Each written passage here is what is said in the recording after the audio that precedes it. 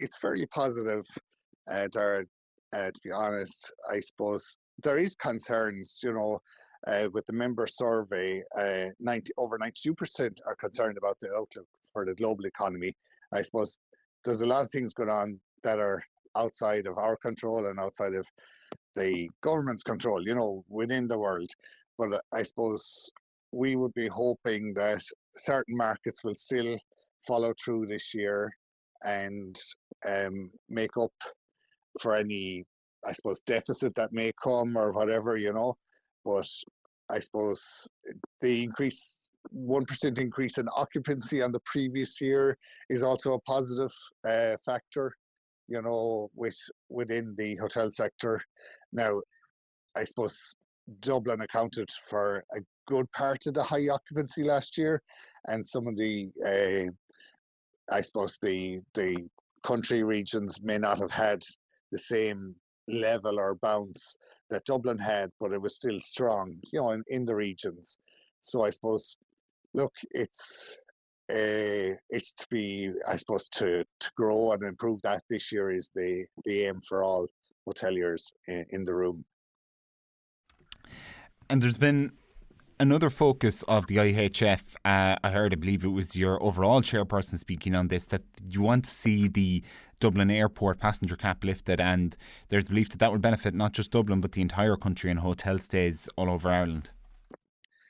Yes, like if the cap could be lifted, it would obviously improve more capacity into Dublin and into Ireland as a whole.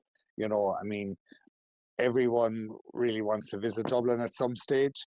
Like, you do like to see regional balance as well, and people coming through Shannon Airport, which has also seen growth last year and projected to see further growth this year. But I suppose if the cap was lifted in Dublin, it would benefit everybody throughout the island. And it would make certainty for airlines that are planning routes for the next, airlines plan routes 3 years out in advance. And when they see these restrictions in place, you're competing against other European markets where they could likely move their planes to, And just finally, Dermot, obviously, look, this week you're going to be sharing ideas and you're going to agree on, I suppose, policy and putting your best foot forward for the industry going forward. What are you aiming to gain out of this, and what will you be looking for, I suppose, from the government to change policy-wise after this AGM?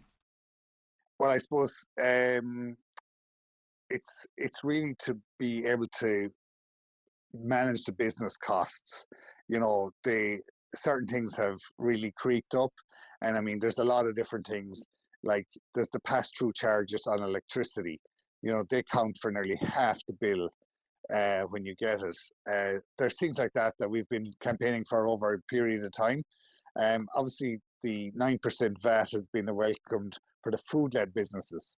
I mean, there's many, a cafe and a restaurant, that will benefit from this, and at least they will be able to continue on in the towns and villages throughout Ireland, and especially throughout Clare. These people need to be in business so that we attract tourists. And I suppose the other side of it is then,